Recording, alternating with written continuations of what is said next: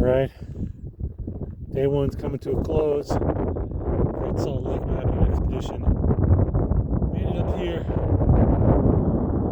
Just a few hundred meters from the tip of the North Arm. Man,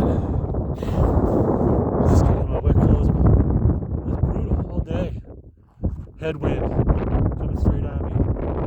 Got my little camping chair set up there. I just end up spending the night in the chair, to be honest, man.